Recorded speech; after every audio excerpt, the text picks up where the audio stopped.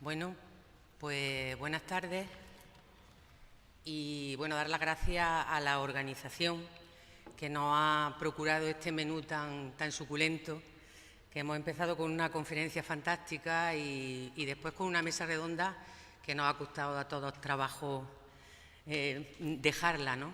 Nos queda esta hora a nosotros, a continuación, que va a ser un poco, yo creo que va a ser complicado, porque lo que queremos es que todo el mundo disfrute y que todo el mundo pueda tener el tiempo necesario para que se oigan ciertas voces en esta convocatoria de Arjaén, de Picasso y los artistas jiennenses, en esta segunda mesa de Picasso y Manuel Ángeles Ortiz, la aventura artística, que está titulada así. Voy a ir lo más rápido que yo pueda y procurando que se me entienda y sobre todo que no se pierdan las palabras de las personas que me acompañan en la mesa, que es lo más interesante de todo, ¿no? Voy a hacer una presentación muy breve de cada uno de ellos y que me perdonen si alguna cosa yerro o omito. Me acompañan en esta mesa dos gestores culturales y un artista, un docente y un artista, ¿no? Y todos docentes, porque todos están muy implicados en temas de enseñanza de museología. Por el orden que están situados en la mesa, Antonio García Bascón, en el extremo, que fue jefe del área de cultura de la Diputación de Granada, responsable de actividades del Palacio de los Condes de Gavia y de la colección artística provincial entre 1987 y 1994. Fue director también del Centro Andaluz de Arte Contemporáneo y responsable de instituciones del patrimonio histórico de la Consejería de Cultura entre 1995 y 1996. Director del Museo de Bellas Artes de Granada durante 6 años, de 1996 al 2002. En materia de tutela patrimonial, cabe destacar su trabajo como jefe de servicio de bienes culturales de la Delegación Territorial en Granada de la Consejería entre el 2009 y el 2012 y su actual dedicación a la jefatura de instituciones y programas culturales de la misma Administración Cultural. Como comisario de exposiciones, cabe señalar un proyecto muy interesante que sucedió en Málaga, en el Palacio Episcopal, en el 1996, sobre Jean-Michel Basquiat, junto a Richard Marshall, y ha comisariado, que yo recuerde, por lo menos 5 proyectos sobre la producción artística de Manuel Ángeles Ortiz. Fue el creador y el primer director del Instituto de América de Santa Fe entre 1992 y 1995. Es doctor en Historia del Arte por la Universidad de Granada y su trabajo fue sobre la Conferencia de Madrid de 1934 sobre arquitectura y acondicionamiento de museos de arte. Desde su creación ha estado vinculado como coordinador académico al Máster de Museología de la Universidad de Granada, universidad de la que es docente en la actualidad. Se pueden decir muchas más cosas de Antonio y nos conocemos porque somos tripulantes del mismo barco, de la Consejería, ahora de Turismo, Cultura y Deporte. Presento al siguiente participante en esta mesa. Joaquín Peña Toro ha trabajado insistentemente en la pintura de precisión, habitualmente centrada en lo urbano, lo edificado y los objetos vividos. Se interesa por los escenarios cotidianos, con predilección por los inquietantes no lugares de la arquitectura contemporánea. Doctor en Bellas Artes y licenciado en Historia del Arte por la Universidad de Granada, ha completado su formación en Cambridge con John Cage y en talleres con Juan Uslé, Richard Nonas o Chema Cobo. En la actualidad es profesor asociado de pintura en la Facultad de Bellas Artes de la Universidad de Málaga. Muy breve, pero interesante la mirada de un pintor sobre otro pintor. Así es que a veces tenemos que salirnos un poco también de la casilla de los gestores y de las gestoras.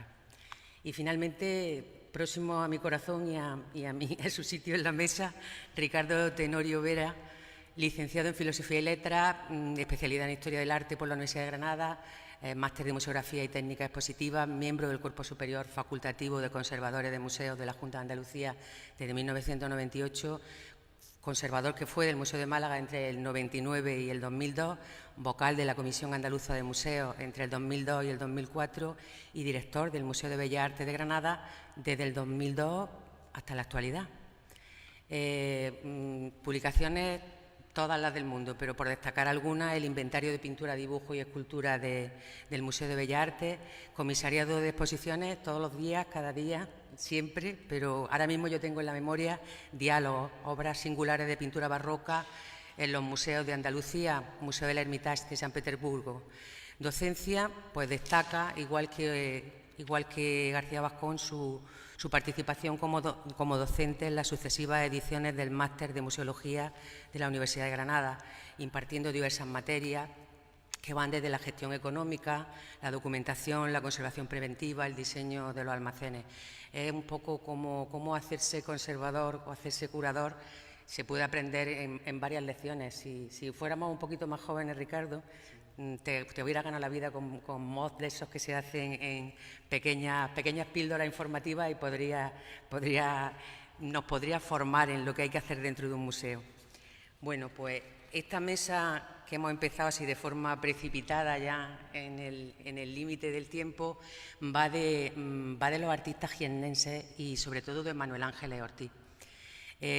A mí me hizo ilusión cuando Antonio Sánchez me dijo en julio que a lo mejor hacíamos esto en noviembre, y me hizo ilusión porque el Museo de Jaén atesora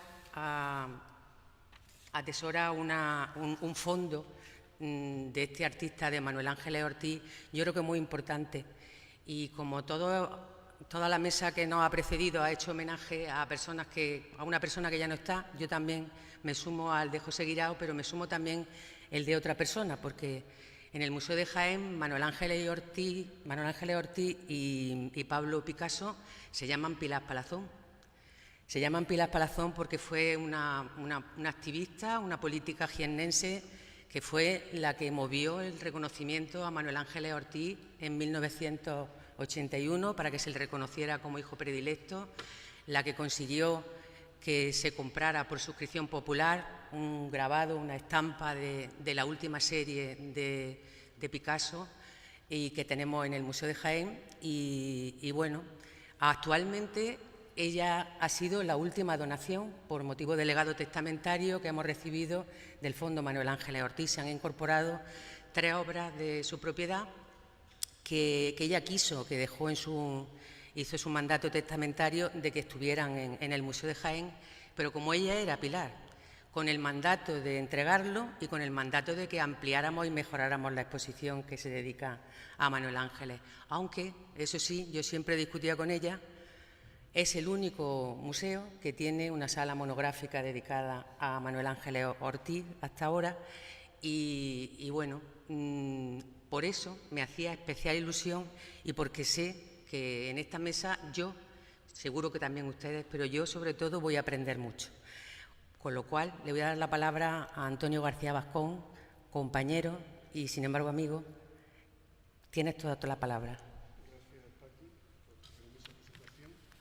Y bueno, yo también me sumo al reconocimiento de esta persona entrañable, Pilar Palazón, que bueno, era concejala de Cultura en el Ayuntamiento de Jaén cuando inició contactos con Manuel Ángeles Ortiz para la instalación de un museo monográfico de él en esta ciudad. Es un capítulo que puede ser que salga hoy, aunque estaba tan mal de tiempo, pero es un tema bastante interesante, es decir, cómo se fue produciendo un acercamiento desde la ciudad de Jaén, que no había sido consciente de tener a un artista jienense de enorme presencia o potencia y hasta cierto punto, bueno, pues tiene que ver con ese ciclo de ciertas recuperaciones que se ha ido dando de artistas desde sus ciudades o incluso desde la propia estructura del Estado, ¿no? Está todavía por estudiar o por investigar. Yo espero que esté alguien trabajando en ello.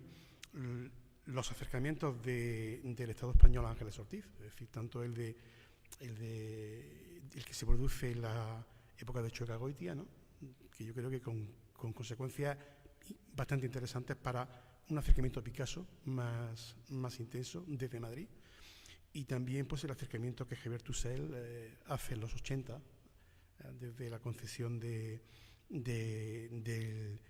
Premio Nacional de Bellas Artes en el 81 hasta la exposición que se hace un año antes en el MEAC, ¿no? Y que duda cabe que es como el comienzo de una recuperación bastante interesante sobre la producción y la figura de Ángeles Ortiz.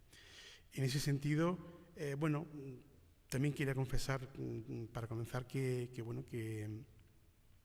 Ángeles Ortiz no es un artista profundamente trabajado o estudiado, es decir, sigue siendo un artista que a fuerza de exposiciones que se van haciendo de él, surge nueva información sobre él, a pesar de que, bueno, de que la documentación que conocemos de él es accesible en el Reina Sofía o la familia siempre ha estado muy abierta a colaborar con cualquier investigador que haya demandado esta cuestión. En fin, quiero señalar esto porque hoy, no, por el tiempo que tengo y también por como mucha anécdota conocida de Ángeles Ortiz en relación a Picasso, no voy a descubrir tampoco nada nuevo, es decir, voy a hacer como un reseteado de la información de la que se dispone y la recomendación para quien tenga tiempo y energía de plantearse profundizar mucho en los estudios. Hace apenas unos años ha salido un libro interesantísimo sobre Ángeles Ortiz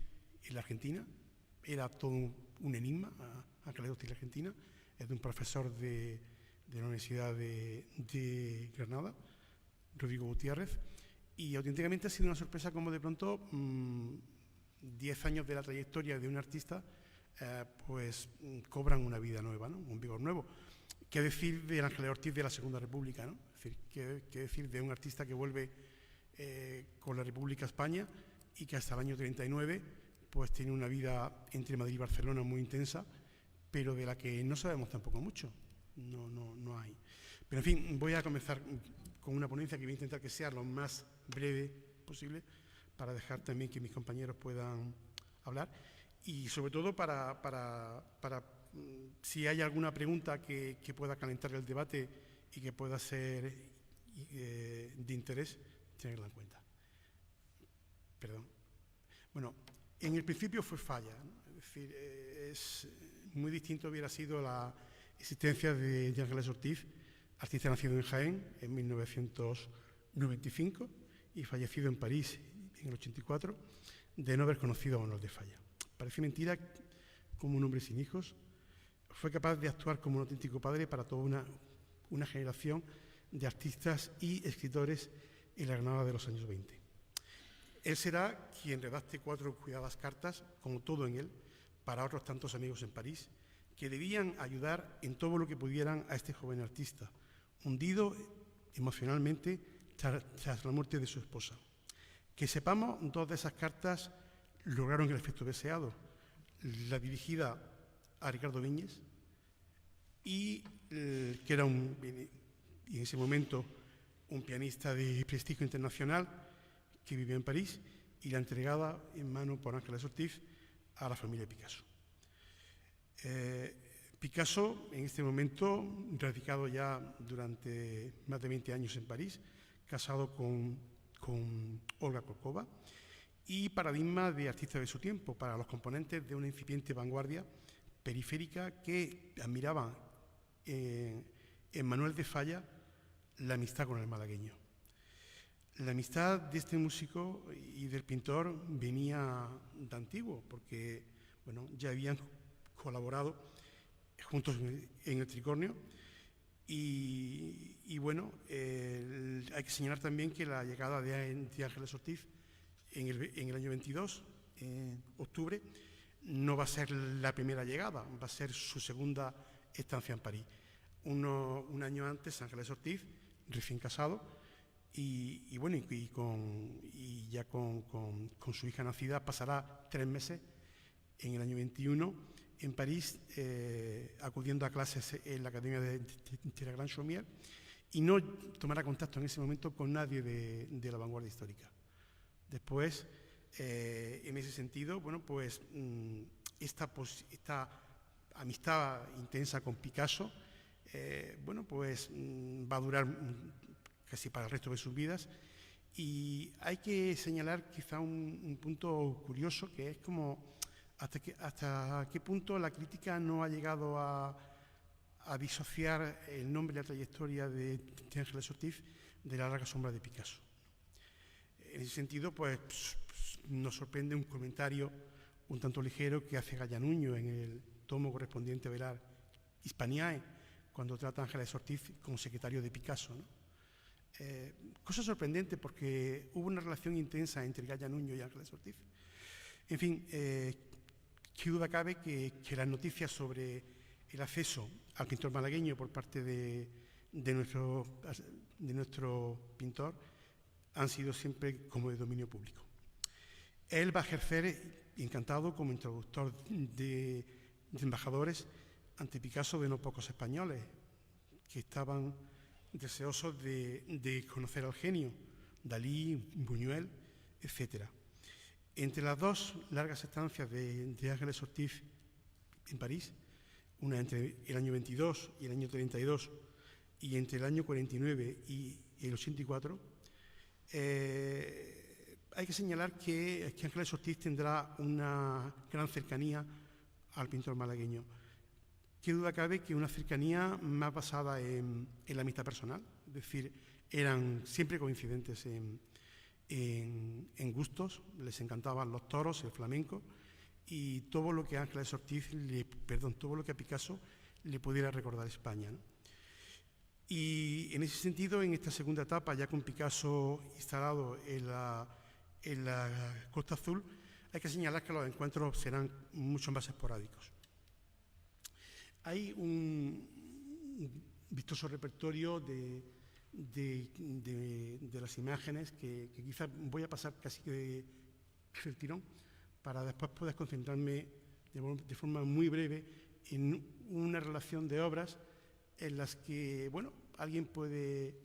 Me he resistido, salvo en una sola pieza, en hacer como una comparación entre obras de uno y otro, porque entiendo que las referencias que las obras de Ortiz pueden presentar aquí, en relación a Picasso todas las tenemos como muy presentes, ¿no? Bueno, hay una foto que es icónica quizá, que es esta foto de Man Ray, ¿no? La foto de su derecha pertenece a Reina Sofía y fue propiedad de Ángeles Ortiz. Está fechada por él en el año 25, posiblemente de forma retrospectiva. La que está a la izquierda es el ejemplar que se conserva en el Georges Pompidou, en el Museo Nacional de Arte Moderno, en Francia, y bueno, está fechada en el año 24. Ahí me imagino que habrá expertos que habrán llegado a afinar. Hay como cosa curiosa que él señala en la foto que es una fiesta en casa de Beaumont, ¿no? Es decir, que hasta cierto punto, si alguien rastrea esa vida diaria de Pablo Picasso, puede llegar a definir dónde fue. Perdón. Aquí, bueno, tengo unas imágenes que son siempre conocidas. Es fotografías de la estancia de Ángeles Ortiz en Juan Lepins, ¿no? Con Picasso, Olga, Pablo, Bores y creo que Peinado. En ese sentido, bueno, pues son siempre fotografías que están que son por todo el mundo conocidas. Esta debo confesar que la he robado de ese precioso catálogo de Bores que ha preparado esta Genoveva Tussell, de una exposición soberbia. Y bueno, son imágenes que hasta cierto punto todos tenemos siempre en la retina. Perdón. Imágenes que se corresponden con ese momento en el que Ángeles Ortiz, esta fotografía es del año 30, y bueno, y es un fotograma, ¿no?, de una película importante, donde él va a actuar, va a hacer un cameo, como quizás se diría ahora, como jardinero en la película de Buñuel, ¿no? Después, bueno, pues sigue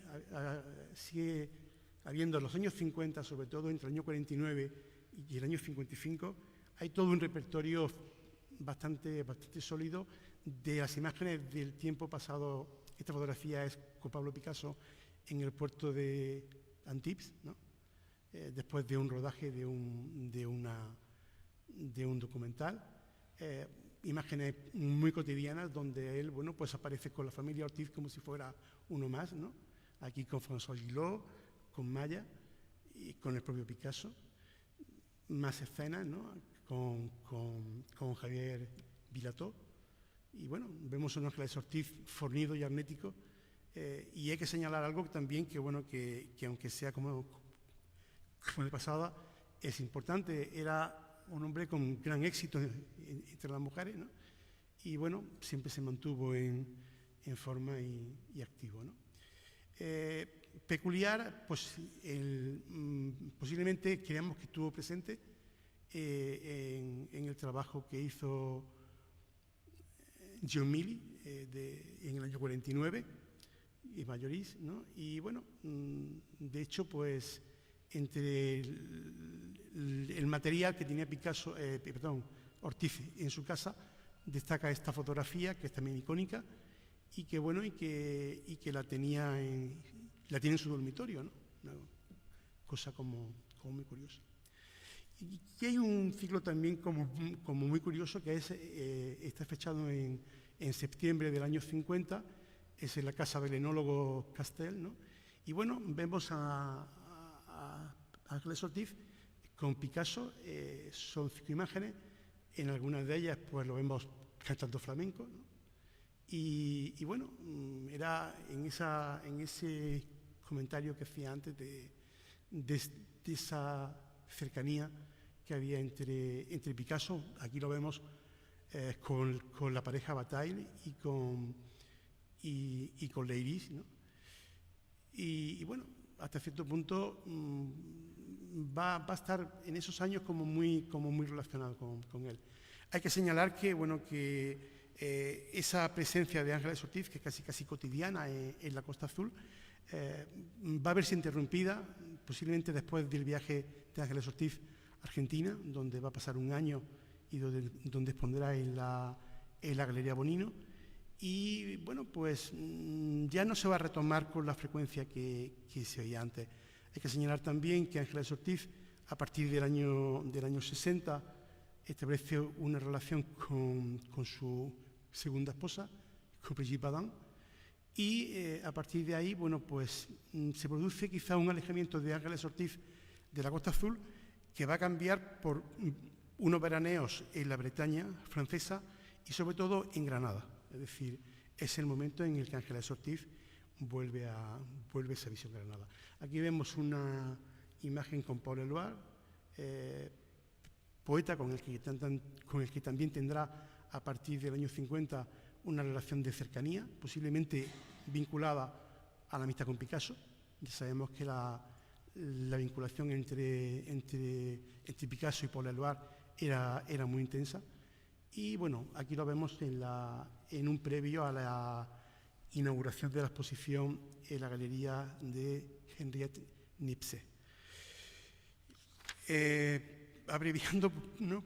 Pues, así decirlo, bueno, pues sobre la relación que había entre Ángeles Ortiz y Picasso, han quedado documentos de todo tipo, pocas cartas, bastantes fotografías y alguna descripción de los protagonistas del entorno de ambos personajes en todo el tipo de memorias que se han ido redactando, ya posiblemente algunas en la senectud de estos mismos protagonistas. Me quería centrar sobre todo, dado la brevedad de mi intervención, en 3 cuestiones, ¿no? Bueno, una de ellas es cómo tenemos que entender ese amparo que encuentra Ángeles Ortiz en la persona y en la figura de Picasso. Es decir, bueno, sabemos que Ángeles Ortiz fue hijo natural, se crió sin padre, se crió con una madre que tuvo que hacer de ambos, y hasta cierto punto Ángeles Ortiz va a encontrar en la figura de Picasso casi que la figura de un padre, ¿no? Casi que generacionalmente estaban ahí casi al ánimo, ¿no? Pero en cuanto a esa figura paternal.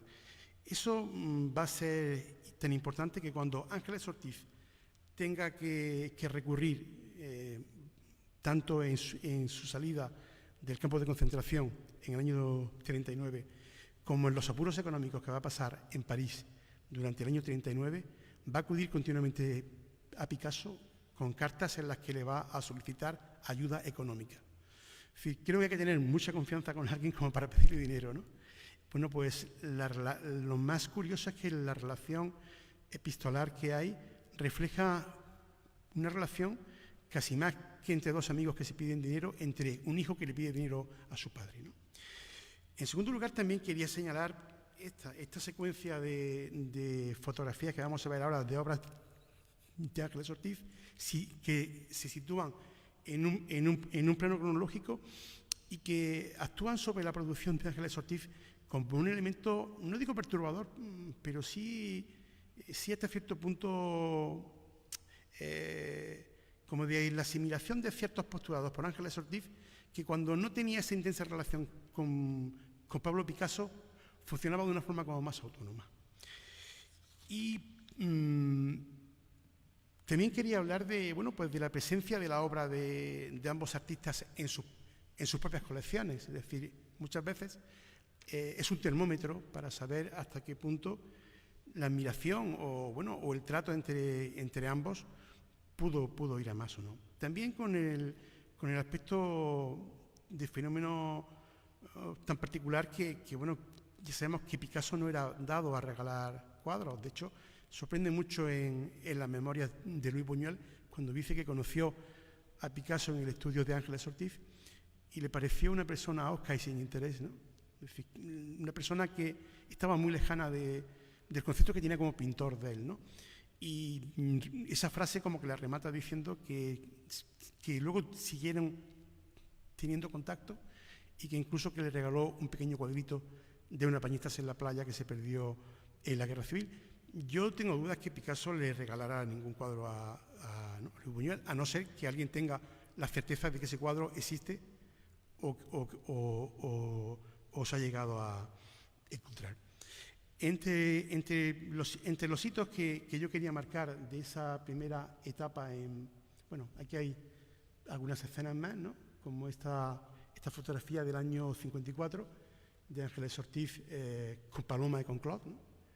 que creo que es una preciosidad, o esta fotografía ya muy tardía, también robada del libro de Genoveva, de una imagen de los años 60 de Picasso con la familia Bores, con la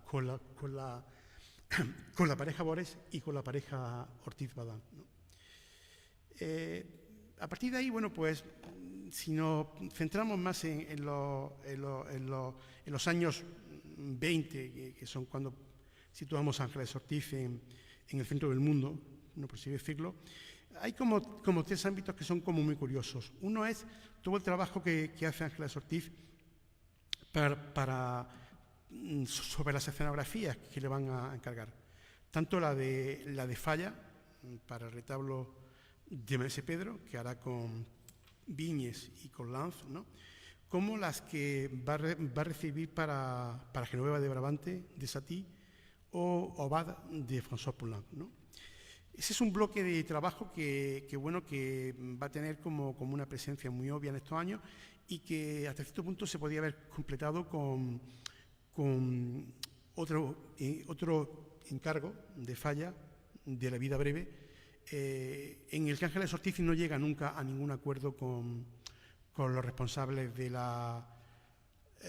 teatro para plantear que si Zuloaga hacía su retablo, él podía hacer un ejercicio de una contemporaneidad como más contrastada. Hay una correspondencia preciosa que no se ha publicado todavía en el archivo Falla, de la correspondencia cruzada entre Falla, Ángeles Ortiz, Zuloaga y los responsables del teatro para que se pongan de acuerdo, y no se ponen de acuerdo. También hay que señalar que dentro del bloque de obra que podemos señalar en estos años, hay un tipo de obra que está mucho más centrada en la abstracción, ¿no? Una abstracción que desde los inicios del año 25 hasta un cuadro ya mucho más tardío, podemos situar bueno, pues entre unos principios de un cierto cubismo analítico y cierto tipo de comportamientos ya más propios de una abstracción de tipo surrealista, ¿no? Insisto, Ángeles Ortiz sigue siendo un artista desconocido y no creo que ofenda a nadie con esto, que la exposición del 85 abrió como nuevos focos en cuanto a la trayectoria de Ortiz, como la realización de esos fantásticos guaches de los años 50, pero sin embargo, que están muy cercanos también, en cierto modo, a la producción de Michaud, pero sin embargo, la exposición del año 95 no entró en profundidad. En fin, yo creo que fue una exposición, a mi juicio, estuve implicado en ella, que por la premura de tiempo no llegó a ser todo lo redonda que podía haber sido, ¿no? Sobre todo sobre la época argentina, ¿no? Que no estuvo presente. Y por último, bueno, pues avanzar quizá en la imagen que tenemos todos de Ángeles Ortiz como seguidor contumaz de los postulados picasianos, ¿no? Es obvio que hay un grupo importante de obras que están muy relacionadas con los retratos y hasta cierto punto lo escuché, se lo escuché a la hija de Ortiz, a Isabel Ángel, decir que, bueno, que Pablo Picasso derivó muchos clientes a su padre. Es decir, que había parte de la aristocracia francesa que iban a ver a Picasso para que le hiciera un retrato y él, creo que el último retrato de corte realista es el de la señora Rosenberg del año 20 y después Picasso se iba a pintar de forma objetiva a alguna persona más, serán a los miembros de su propia familia, tanto a Olga como a su hijo Pablo. Quiere decir esto que, bueno, que ahí es donde Ángeles Ortiz va a encontrar, bueno, pues un venero de trabajos que uno los va a hacer por amistad, como estos dos pequeños dibujos de García Lorca y de Francisco García Lorca, que se conservan en la Fundación. Bueno, dibujos que van a llegar incluso hasta los primeros años de los años 30, con este tipo como de dibujo literario que se va a dar mucho en los libros, ¿no?, de poetas o de escritores, tanto el de Carice Crosby como el de René Crevel. Y bueno, y ciertos ejemplos pues, que nos hacen ir directamente a pensar en la producción picasiana, ¿no? Él va a tener en este momento una clientela casi siempre muy estabilizada en la aristocracia francesa, como la baronesa de Verger, ¿no? Bueno, aquí vemos una fotografía de ella en un cuadro del año 25. Es posible que la familia lo siga conservando y como gesto hasta cierto punto curioso, bueno, pues el uso de ese sillón, diseño de Emilio Terry, que va a ser otro gran amigo de él y es otro gran protagonista de estos años que yo creo que está falto de un estudio en profundidad, ¿no?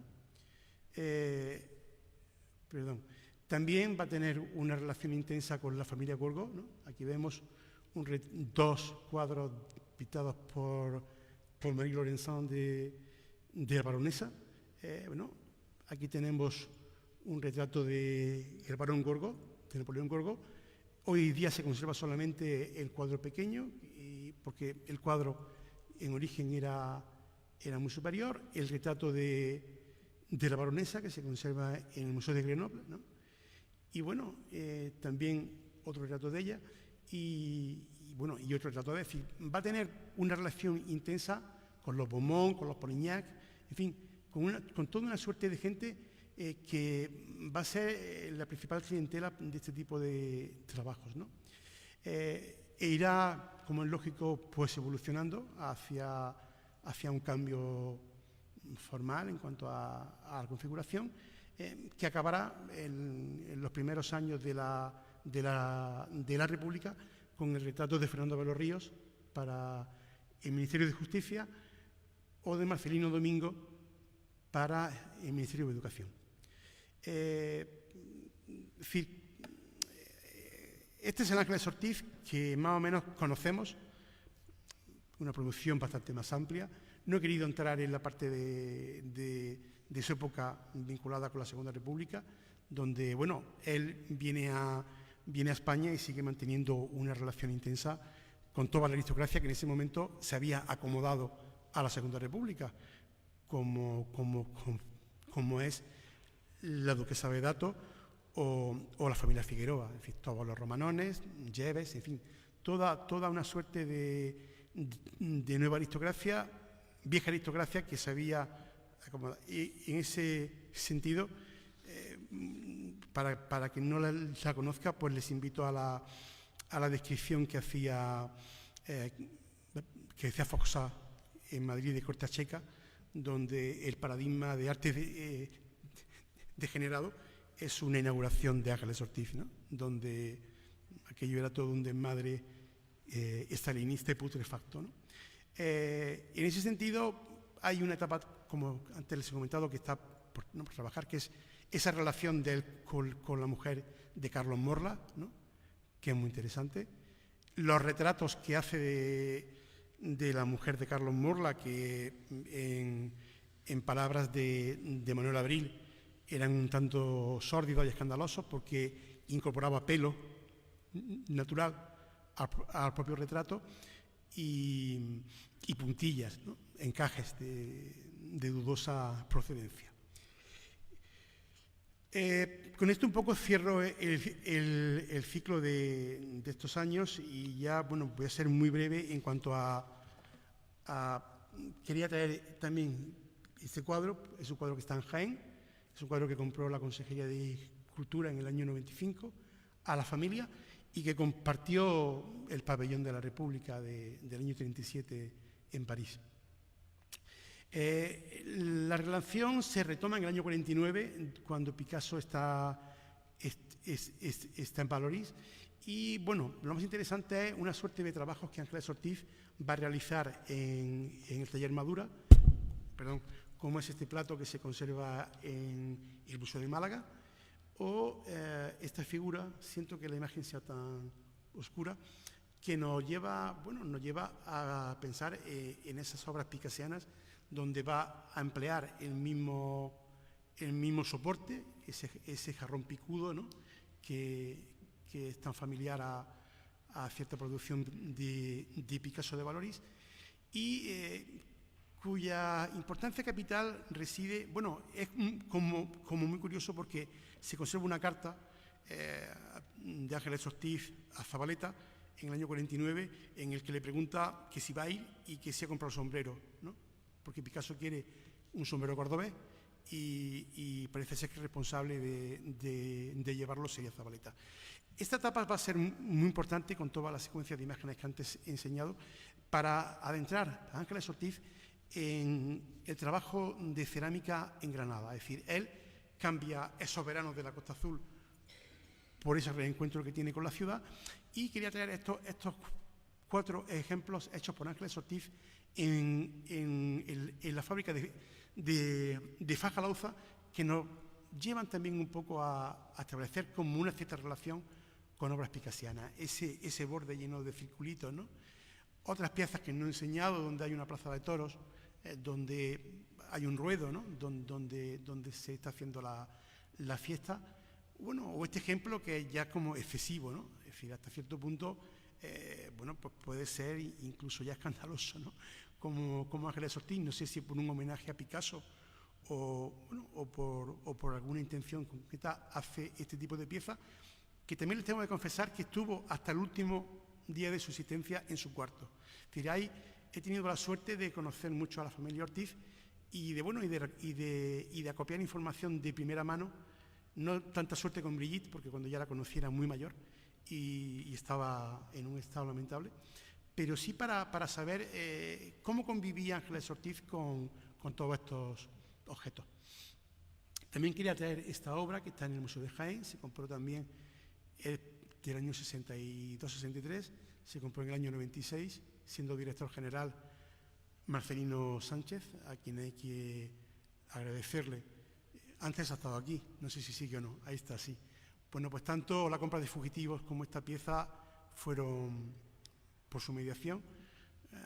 Y bueno, tanto yo que estuve en medio como él, que era de Jaén, decidíamos que era un acto de justicia con Jaén, ¿no? No sé si después, cuando hable Ricardo, como hablará del Fondo Ortiz, podemos avanzar por aquí. Hay obra de Ángeles Ortiz del año 62-65, como vemos aquí. Aquí un peculiar collage donde creo que aparece su cara, su perfil, ¿no?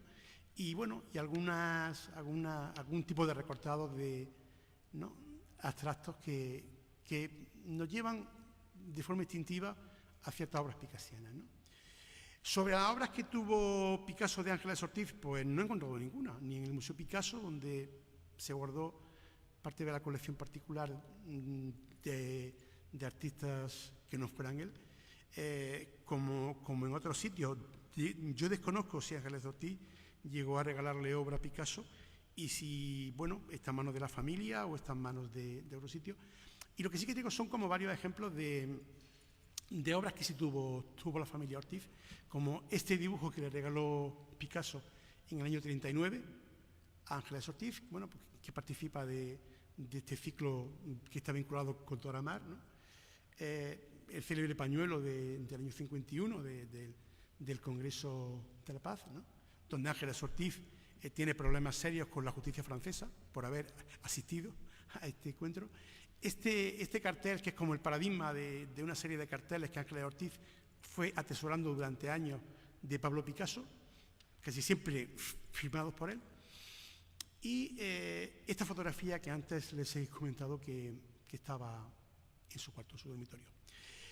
En ese sentido, también quería hacer alusión a, bueno, pues, cómo entendía Picasso que era importante, cómo entendía Ángeles Ortiz que era importante la trayectoria y la producción de su gran amigo, que cuando le regala un libro a Brigitte, de los primeros obsequios que le hace, bueno, es un libro de Picasso, no es un dibujo de él, ni es un libro de Picasso que le dedica, ¿no?, a Brigitte Bardin, ¿no?, Brigitte Bardin, 1960. Y para acabar, quería traer bueno, un documento que la familia conservaba, que es como muy curioso. Hay una edición de Cahiers d'Art del año 36, donde, bueno, pues aparece un fotograbado de la fotografía icónica de Man Ray, ¿no?, sobre Pablo Picasso. Y en este libro hay un texto de continuo, redactado por el artista, por Picasso, que, bueno, está ahí a mitad de camino entre la escritura automática y una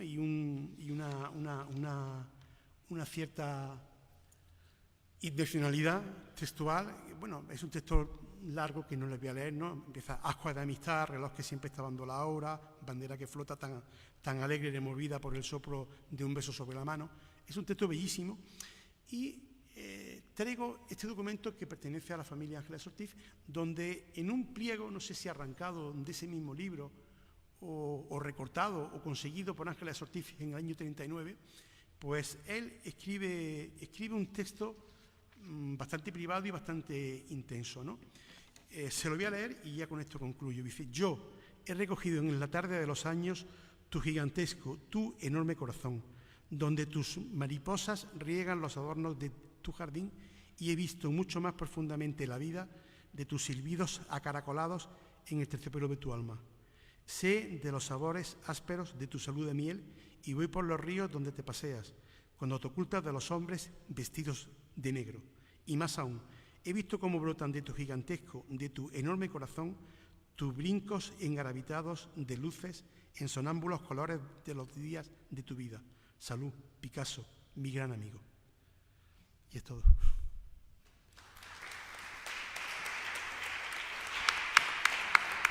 Bueno, pues Te agradecemos muchísimo esa condensación que ha intentado y esa entrada en ese secreter a través de la familia, de esa letra bien conocida para nosotros, porque también tenemos textos manuscritos de su correspondencia con la concejala Pilar Palazón. Y bueno, ha sido muy emocionante. Qué pena no tener más tiempo, pero vamos a escuchar a un artista y vamos a escuchar a Joaquín Peña Toro hablando de la pintura entre las manos. Pues muchas gracias y muchas gracias a la organización de Art Jaén por haberme invitado a compartir una idea que será en breve y muy concentrada en un tipo de trabajo de Manuel Ángeles Ortiz, que son los papeles cortados, que creo que en su producción son un modo de hacer distintivo, un lenguaje de especial singularidad.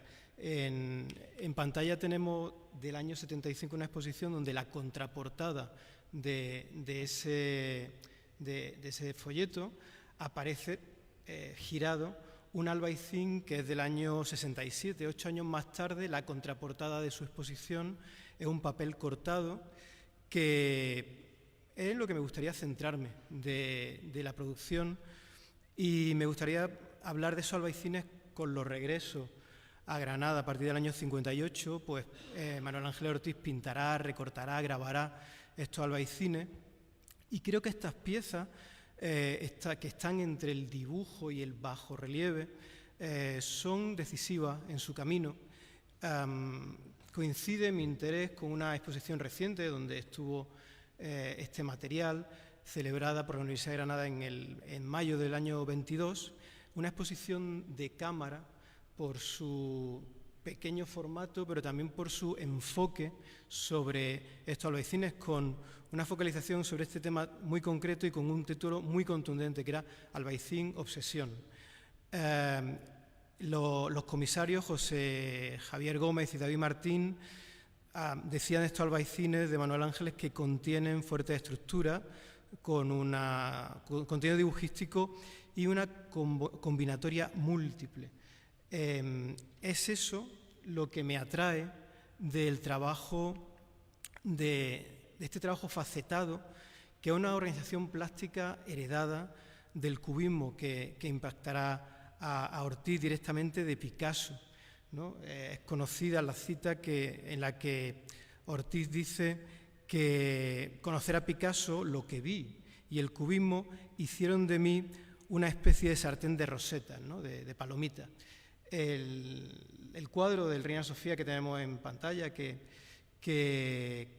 ha mostrado ya Miguel Zugaza, está muy distante del cubismo que va a practicar en la década de los 60 Ortiz, ¿no? En ese momento esas rosetas yo creo que ya han sido digeridas y el cubismo se ha convertido en uno de los troncos de la modernidad. Pero, bueno, pues estas estructuras, antes de ser pintadas, han sido construidas por las manos de Manuel Ángeles Ortiz. Es una pintura manipulada, en el buen sentido de la palabra, en la acepción buena de manipular, que sería operar con las manos o con cualquier instrumento, como tijera. Y Ortiz está pensando con las manos en este momento, está construyendo su pintura con unos papeles recortados, como este que está en el Museo de Jaén. Pueden ser trabajos previos, trabajos experimentales, o también llegan a ser trabajos definitivos, finales. Ese trabajo que se hace recortando con un material bidimensional como el papel tiene obligatoriamente bordes cortantes. Es un borde duro lo que genera, y se adapta muy bien a su poética. O es su poética la que le lleva al uso del papel cortado, a hacer estos recortes como material de trabajo, material de estudio y finalmente como piezas finales. Que la matriz de su pintura sean fabricadas, construidas en un material como este, pues va a asignar el resultado. La génesis material de una imagen la condiciona. Y tenemos aquí unas manchas de hueco y vacío donde lo que se recorta es la figura, lo que queda es el fondo, y ese fondo además necesariamente tiene que estar conectado para crear una estructura autoportante. De manera que eso, en la abstracción que Manuel Ángeles Ortiz hace del albaicín, condiciona la forma en la que luego se pasa a la pintura la imagen. Las ideas que surgen al horadar un pliego de papel desembocan en imágenes que, bueno, pues son imágenes que son muy contundentemente estructuradas y que, bueno, pues el mismo Manuel Ángeles Ortiz va a decir en una cita que Antonio García Bascón recoge en 2006, muy reveladora, muy sintética: mis albaicines se asimilan a los mosaicos de la Alhambra. O en 2010, Antonina Rodrigo recoge algo más extenso: si pinto ese cuadro no es porque yo me quede mirando al paisaje, es porque estoy mirando al zócalo de azulejos árabes de la Alhambra, en los cuales veo exactamente el reflejo del albaicín. El trabajo de alicatado de esos zócalos árabes requiere del corte manual, individual de las piezas para conformar un puzzle, algo paralelo al trabajo de Manuel Ángeles Ortiz. Así que esa inspiración visual de la que habla, esa poesía en el reflejo de los zócalos, tiene luego una materialización acorde, paralela a la construcción de esos zócalos, ¿no? En un cubismo mucho más lírico que el primero del que hemos visto de Picasso, muy fundacional, pero en este momento ya más evolucionado. Incluso Juan Manuel Bonet dirá un cubismo hondo, aunque yo creo que es una contaminación simplemente del cartel, ¿no? del concurso. Yo creo que con cubismo lírico estaría muy adecuada la taxonomía. Y esta alveolización del cuadro coincide con otros artistas contemporáneos de ese momento y otras formas de hacer, como por ejemplo, es como una vidriera, una de esas vidrieras de un cubismo ya evolucionado, que utiliza cemento, como esta vidriera de Antonio Povedano, nacido en Alcaudete, aunque sea considerado un artista cordobés, pero el trabajo de Manuel Ángeles Ortiz tiene esa estructuración de la imagen que puede recordarnos a esta vidriera o puede recordarnos al alveolado de un esmalte cloisonné, que puede ser paralelo también a los trabajos de Rafael Zabaleta, donde las formas están delimitadas, donde el color se aloja en diferentes oquedades. Son autores amigos, son fechas parecidas y con poética que en el tratamiento del campo, este cuadro sin fecha pero muy propio de Zabaleta, puede recordarnos al trabajo y la forma de abordar, de sintetizar el campo también de Manuel Ángeles Ortiz. El trabajo con papel como génesis de sus cuadros no es algo único de Manuel Ángeles Ortiz. En este trabajo hay otros artistas que lo hacen y Miguel Zuaza nombraba a Matisse, del que es muy conocido, que al final de su trayectoria, de su periodo, incluso superando problemas físicos, trabajó con papeles que previamente habían sido pintados, es decir, que no sería un collage normal, sino un papier collé. Construir no con la brocha, sino con el papel coloreado, estructuras como este famoso caracol, muy sintético, pero también otras piezas más figurativas, ¿no? Como este boceto para el telón de dos bailarines de Rouget Noir, y donde es conocido que abocetaba utilizando papel, fijando ese papel de forma provisional para poder ir moviéndolo. Es decir, un trabajo donde el color necesariamente, al ser papel, está limitado en borde duro. Esos trabajos que conocemos de Matisse tienen esta característica, que produce además unas formas contundentes, coincidentes con las que Manuel Ángeles Ortiz también utiliza en sus construcciones de un albaicín, que no deja de ser un espacio construido también. Y tenemos un referente más cercano que Matisse, un referente andaluz, aunque no coincida generacionalmente, pero José Guerrero también, a partir de los años finales de los 70, en esa etapa que viene a llamarse neoabstracta de Guerrero, una de las más interesantes, a mi parecer, de su trabajo, pues José Guerrero elabora su vocabulario previo a esa última etapa utilizando papeles recortados. En este caso son papeles rasgados y son papeles que no son opacos. Es decir, a diferencia de Manuel Ángeles Ortiz, que tiene una formalización de borde duro y de blanco-negro, no hay matices, no hay difuminado, por así decirlo. En el caso de José Guerrero pueden encontrarse múltiples ejemplos como una cartilla de escritura previa al discurso de esa etapa que Juan Antonio Ramírez llama neoabstracta. Pues en ese momento Guerrero está utilizando papeles que sí pueden dar matices de organicidad en el rasgado, no son a lo mejor no son una estructura tan estáticas, sino que pueden dar opción a estructuras que flotan en el espacio para tensionarse entre ellas. Este sería el paso a la pintura de esos papeles del año 79, muy cercano a los papeles pequeñitos en papel cuadriculado. Por el papel cuadriculado podemos saber, vuelvo atrás un momento, podemos ver qué tamaño puede tener eso.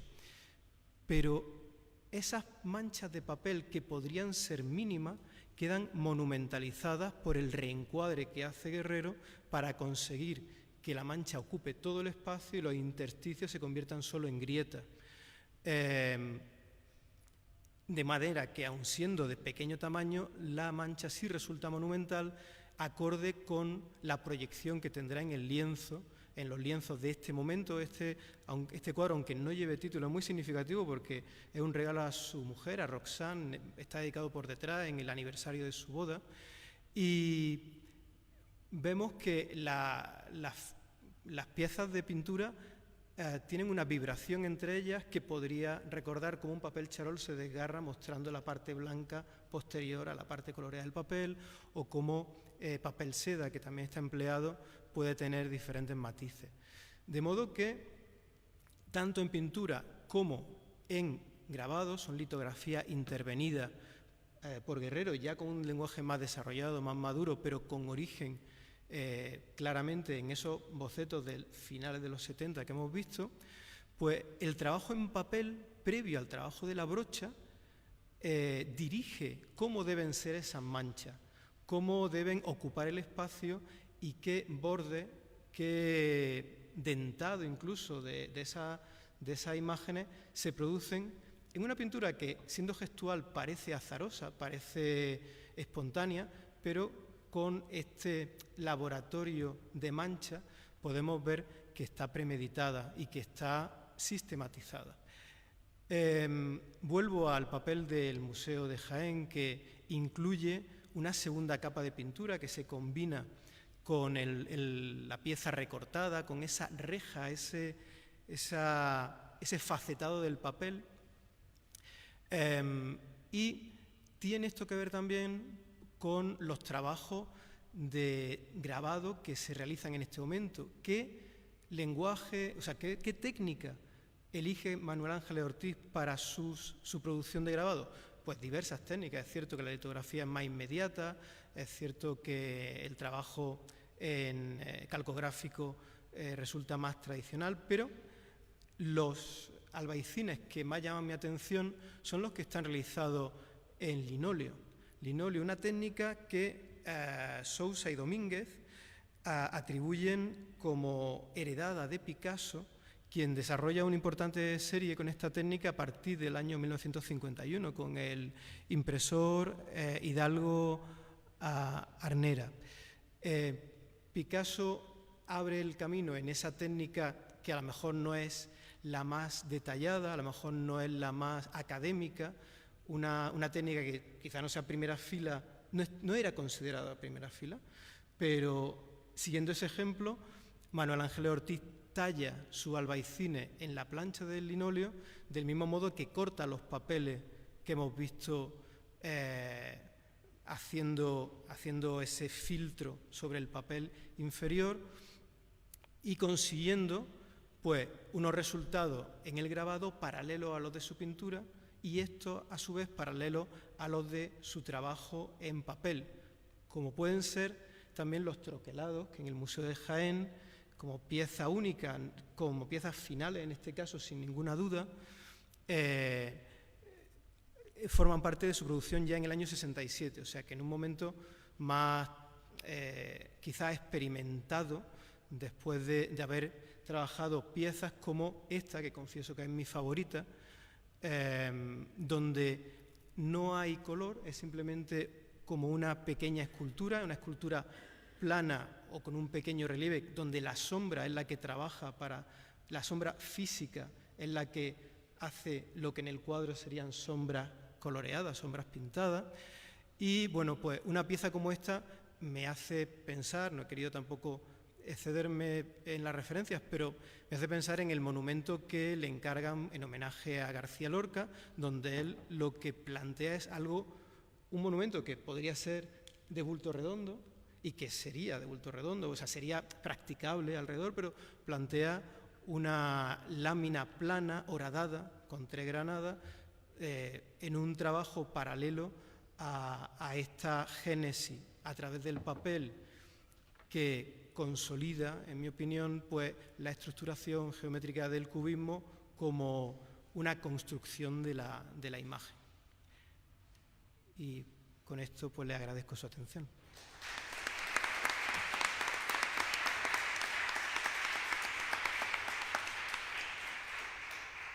Bueno, pues agradezco muchísimo a Joaquín esa visión tan excelente y esa continuidad a través de los talentos artísticos de Picasso, de José Guerrero, de Manuel Ángeles Ortiz.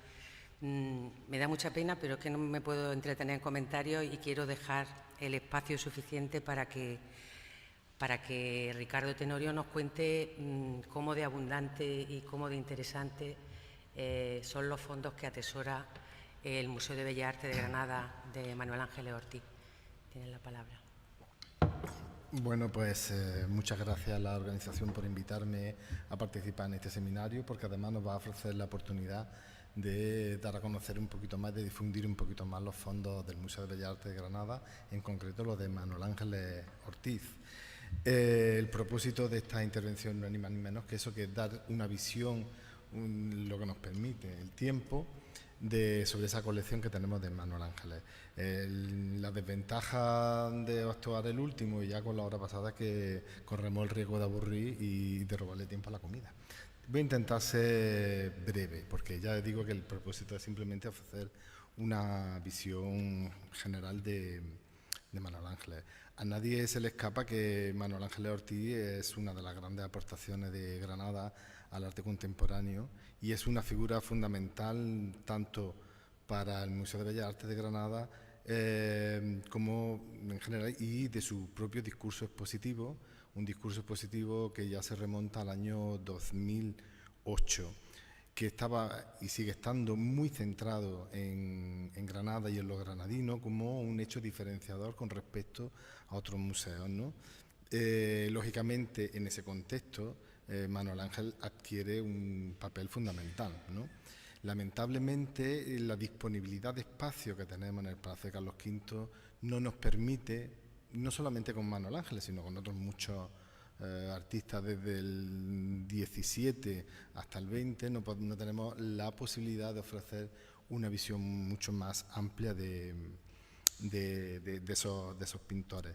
En ese discurso, aquí vemos una imagen de la sala 9 dedicada a esa parte del arte contemporáneo del siglo XX, pues comparten espacio Manuel Ángeles Ortiz, como veis ahí todas esas obras que se ven son de Manuel Ángeles Ortiz, lo comparte con otros compañeros que fueron también pintores de la española en la Escuela de París, como Ismael de la Serna, junto con otros artistas granadinos ya de la generación siguiente, como son Rivera, como Guerrero, y el único autor vivo que tenemos presente en el museo, que es Miguel Rodríguez Acosta.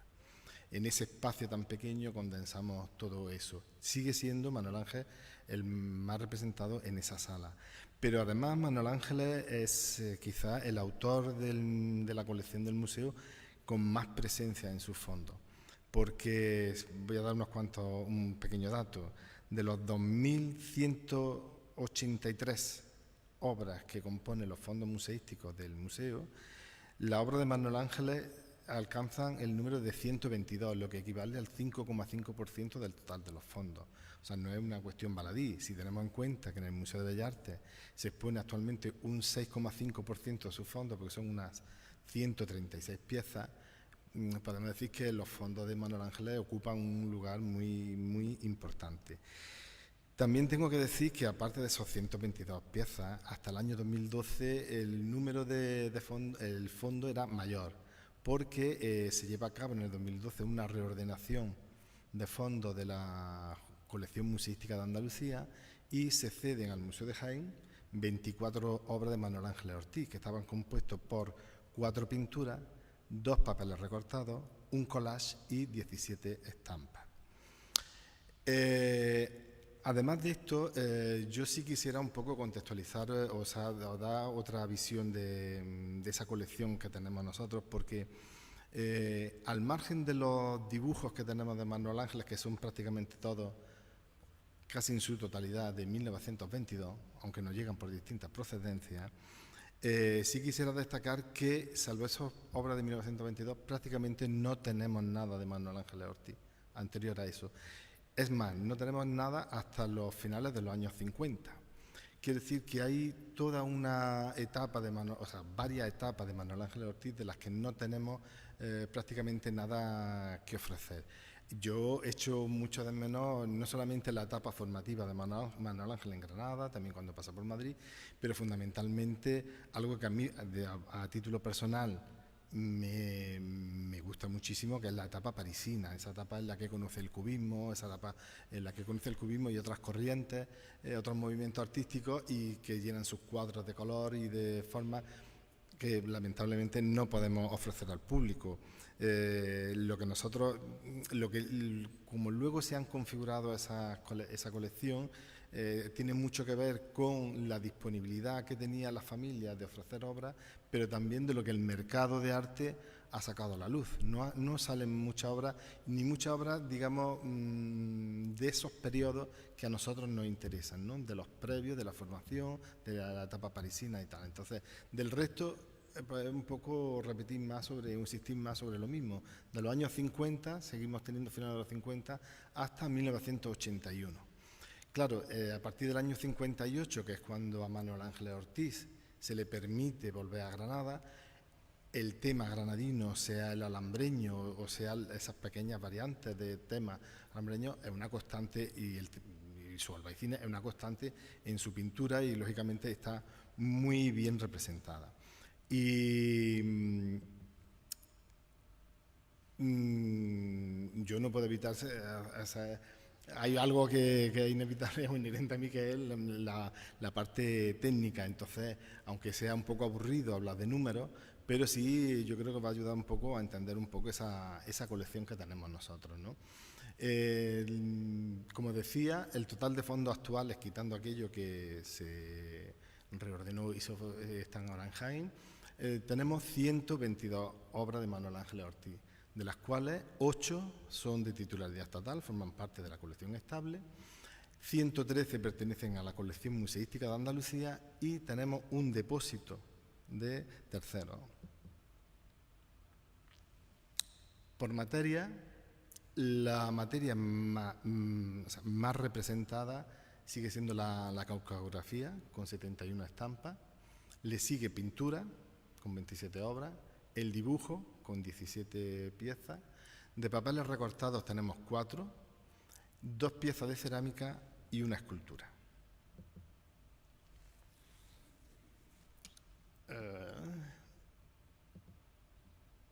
Esto es un poco, para que veamos un poco una pequeña selección de esas materias. Tenemos de izquierda a derecha, pues tenemos esas 27 pinturas, 71 Piezas de calcografía, 17 dibujos, y podemos ver uno de los años, del año 22, algunos de los papeles recortados, una de las piezas de cerámica y la única escultura.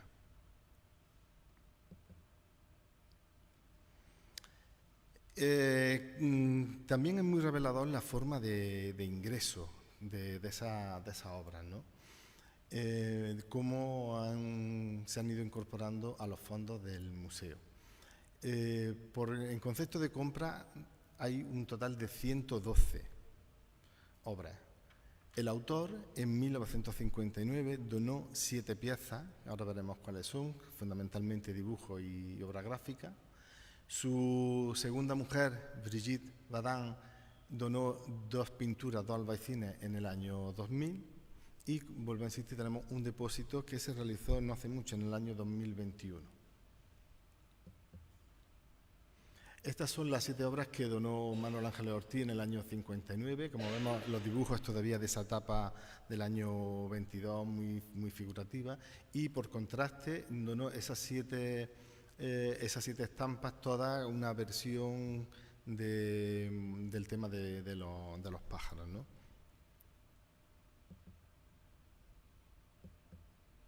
Vale, estos son los 2 albaicines, uno de ellos ya lo ha puesto Joaquín, que donó Brigitte Badin, ¿no? Uno del año 60 y otro del año 66, que fue, como se ha visto, un motivo muy recurrente en Manuel Ángeles Ortiz.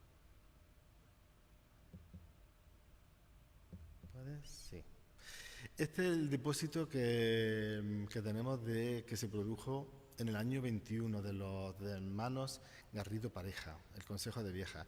Es una obra interesante porque es quizás lo único que tenemos anterior a 1922, lo único que tenemos de Manuel Ángeles antes de su viaje a París, de cómo era la pintura de Manuel Ángeles en aquella época. Y también interesante porque la figura femenina que está frente a la niña es el retrato de su mujer, Paquita Alarcón, ¿no? Entonces, una obra, aparte, muy interesante, con un colorido que nos llama la atención Manuel Ángeles, que luego recuperará, lógicamente, en su obra. De esas compras, de esas 112 compras, ya nos llama la atención que la primera es una compra estatal, que se remonta al año 58, que se lo compró a Miguel Serón, un bodegón del año 55. Vuelvo a insistir, quitando ese depósito que hemos realizado, que hemos conseguido en el año 21, y quitando los dibujos del año 22, no tenemos nada anterior a los años 50. Entonces tenemos ese bodegón, un dibujo que se lo compró a la viuda del pintor Maldonado, doña Carmen Ruiz Jiménez, que también es del año 22, y a los herederos del artista se le han comprado en total, al margen de las 24 que están hoy día en Jaén, se le han comprado 109 obras que permanecen todavía en nuestros fondos. 2 de ellas fueron en el año 95, 62 en el año 97, 44 de ellas se compraron en el año 87, pero estuvieron un tiempo en el Museo de Arte Contemporáneo de Sevilla, y luego, cuando se reordenó la colección museística de Andalucía, pasó al Museo de Bellas Artes. Y una última obra que se compró en el año 2003. Y esa última, a los herederos. Luego, esa última compra que tenemos a la derecha, se compró a un anticuario de Granada, un interesante paseo de los cipreses muy peculiar. Manuel Ángeles Ortiz, como todos sabemos, tenía una forma peculiar de trabajar. Muchas veces cogía un motivo e insistía sobre él una y otra vez y creaba series, ¿no?, con distintas variantes, lo revisaba continuamente y lo trabajaba en distintos soportes, en distintas materias, tanto en pintura como en grabado, como en dibujo, incluso en cerámica. Entonces, de todas esas series, nosotros, de toda esa forma de trabajar, tenemos algunas representaciones de series. Por ejemplo, la del homenaje al Greco, tenemos un par de ellas interesantes. También tenemos, si quiere, tenemos los albaicines. Entonces tenemos de arriba abajo, tenemos 3 albaicines en pintura, el del medio es sobre tabla, luego tenemos distintas formas de trabajar el albaicín en calcografía, la de la izquierda es la que se denomina albaicín nocturno, tenemos el papel recortado y también en el extremo de la derecha el dibujo. También fue muy recurrente el tema del paseo de los cipreses y podemos ver cómo él evoluciona a la hora de representar ese paseo, ¿no? Desde lo más, digamos, lo más próximo al natural, que es esa imagen grande, que fue una compra del año 2003 a la familia, un watch de 2 metros de alto. Aquí no se pueden apreciar las dimensiones. El cómo va depurando todas esas formas hasta llegar el dibujo, o sea, la imagen que vemos en blanco y negro, que es una estampa, y en pintura cómo llega a reducir el paseo de los cipreses a 4 triángulos, ¿no? Tenemos la oportunidad de ofrecer cómo él va depurando esas formas, ¿no? Y aquí lo tenemos en una exposición que se hizo en el año 2010, todo en una sala dedicada enteramente a Manuel Ángeles Ortiz, y en concreto vemos al fondo esa evolución del paseo de los cipreses.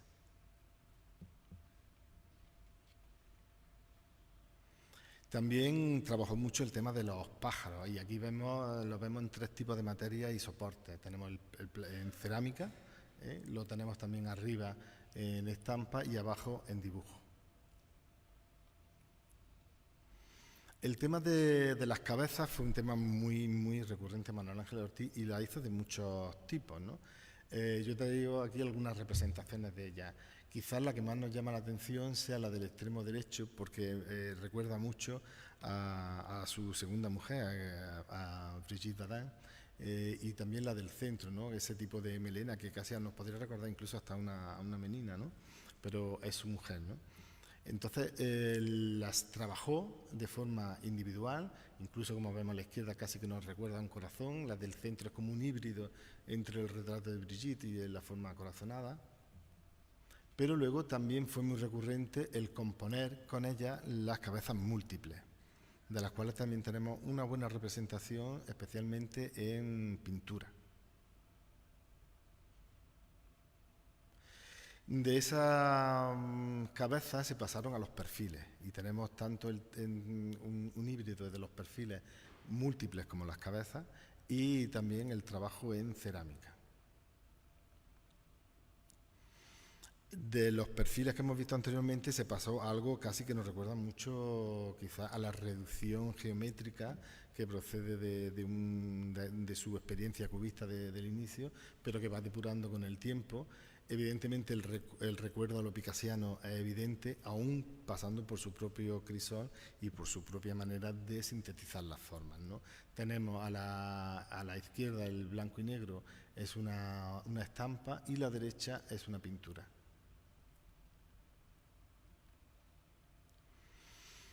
De esta serie solamente tenemos obras calcográficas, que son las de las macetas con flores, ¿no? Pero tenemos distintos tipos de macetas con distintas tintas, con distintos coloridos.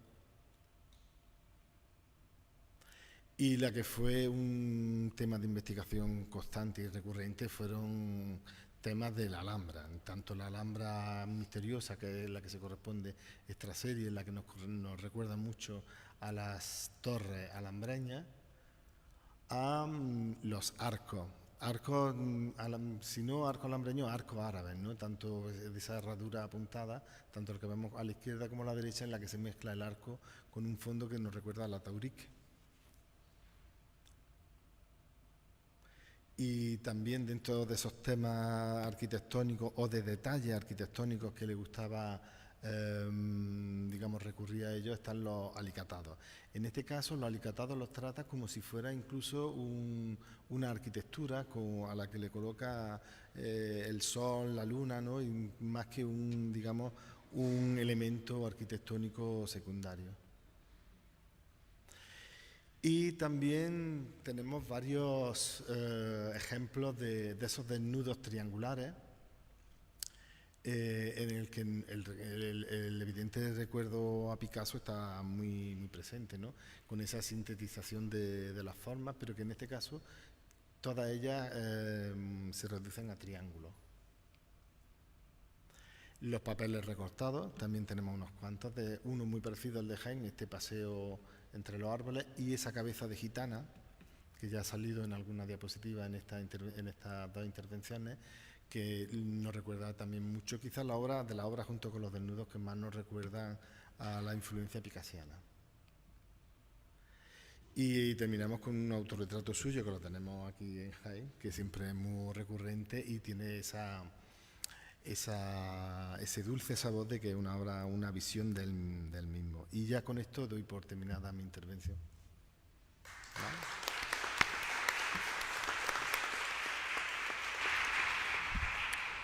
Bueno, pues yo, sin contar con mi acompañante en la mesa, sin contar con ellos, voy a dar solamente la palabra a la sala, porque tenemos la oportunidad, están aquí, y si queréis preguntarle cualquier cosa, darle las gracias a Ricardo porque ha hecho un paseo excelente por los fondos, y compartimos tantas cosas. Lo que nos queda ahora es aunar esfuerzos para subir a Manuel Ángeles todo lo que podamos.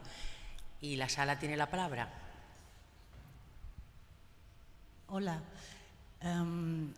Me ha encantado esa última intervención y quería aportar algo que no sé si el auditorio que está aquí lo sabe.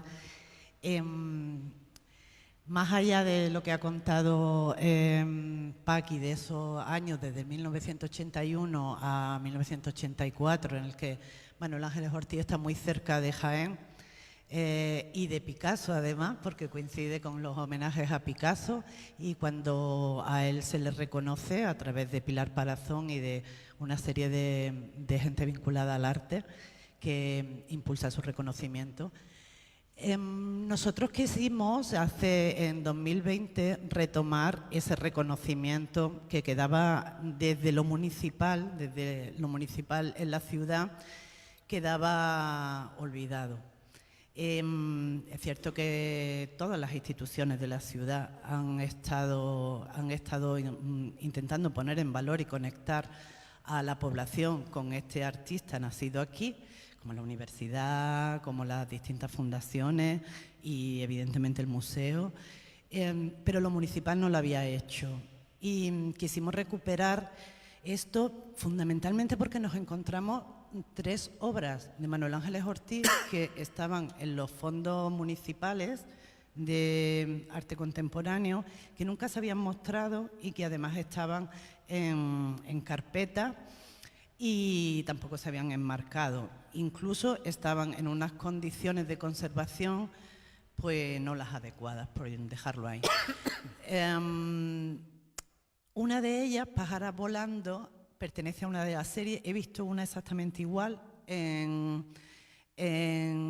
las diapositivas que has puesto. Me encantaría poder poner en común, porque venía recortada a tijera, pegada y después vuelta a intervenir, y no sabíamos muy bien cómo ni por qué. Entonces me encantaría ponerlo en común con usted. Y después la otra es una aguatinta que pertenecería, se llama Sombra Luminosa, y pertenecería a la serie de Los jarrones y flores. Mucho más sintetizada, creo.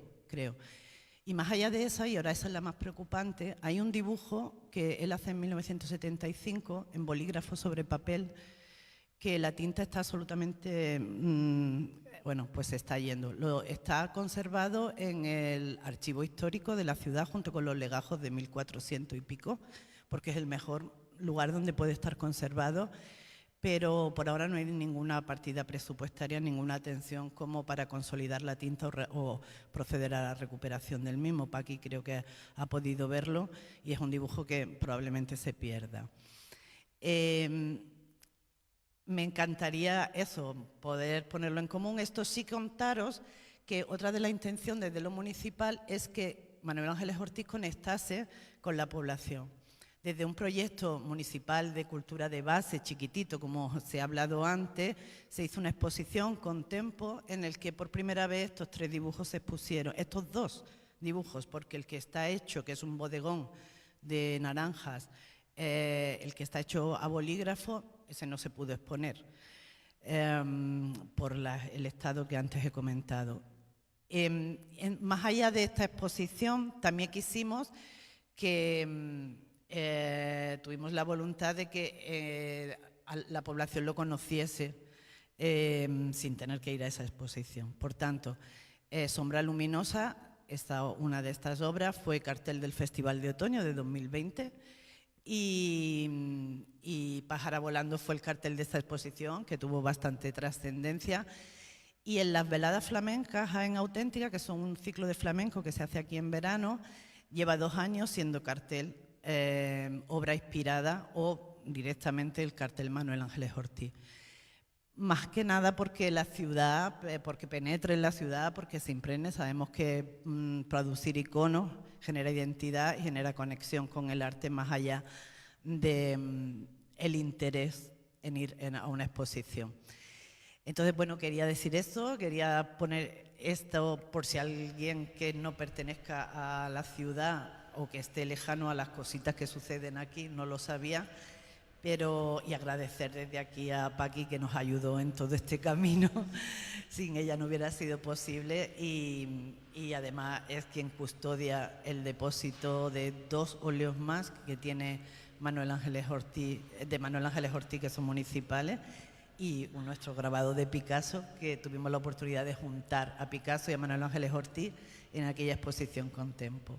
Muchas gracias, Vito. Eso fue hace un año y pico. Si alguien tiene, gracias por todos esos datos, que sobre todo para la gente que no es de aquí a lo mejor piensan que no nos acordamos de Manuel Ángeles, y sí, mucho tiempo de trabajo y mucha, como luego después hablaremos esta tarde de Zabaleta, realmente hacemos lo que podemos.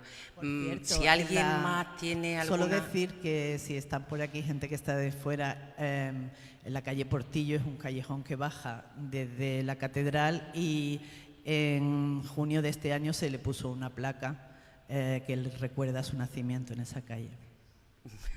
Gracias, Vito. Yo creo que no vamos a intentar lo imposible, no vamos a competir con la comida ni con la gastronomía. Así que os agradezco muchísimo, muchísimo la paciencia y la atención. Gracias.